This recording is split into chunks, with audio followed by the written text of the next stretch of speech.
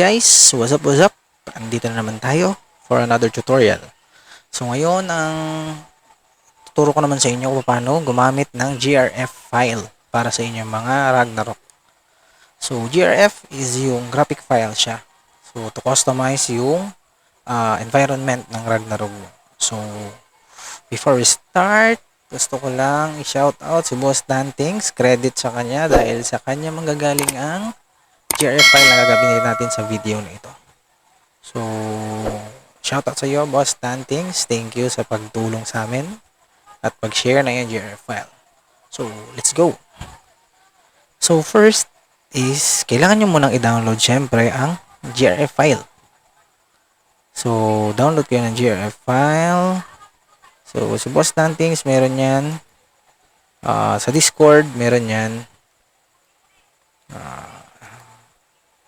Sa Discord ko, meron din yan. Ito. So, i-download nyo lang yan. Click nyo lang and then download.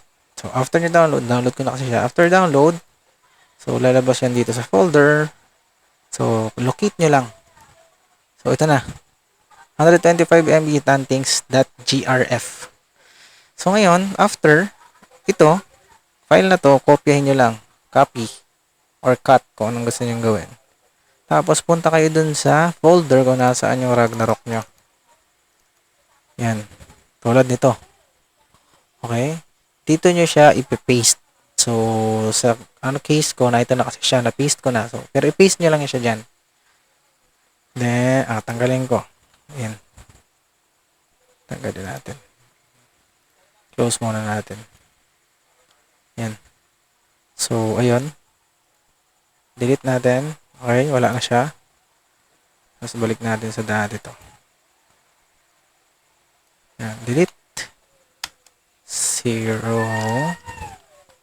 1 2 3 okay, so ayun, kopyahin nyo to or cut, tapos paste nya dito sa Ragnarok folder, paste nyo lang, paste nyo yan, lalabas na siya. Then, punta kayo dito sa data na file. Ito kasi configuration file to, settings. So,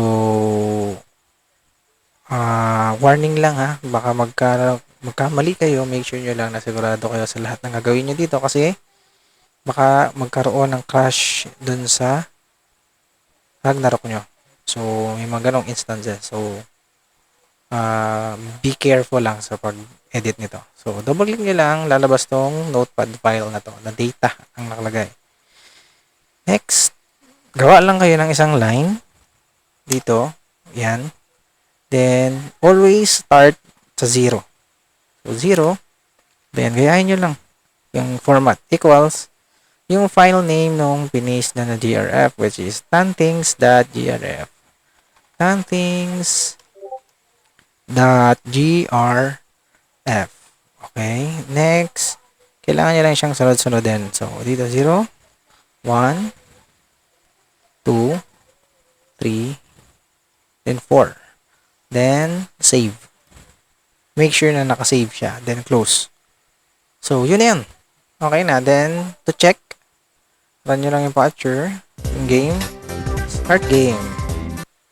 Then, pag hintay natin, Jeopard Shield. Okay. Ayun.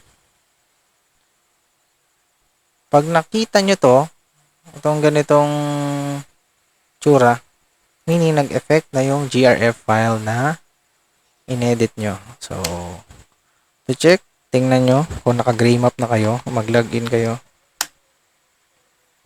Yan, login. And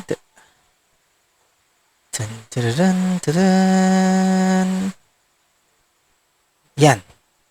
So, mapapansin nyo, naka-green na siya. So, meaning, nag-effect yung GRF file.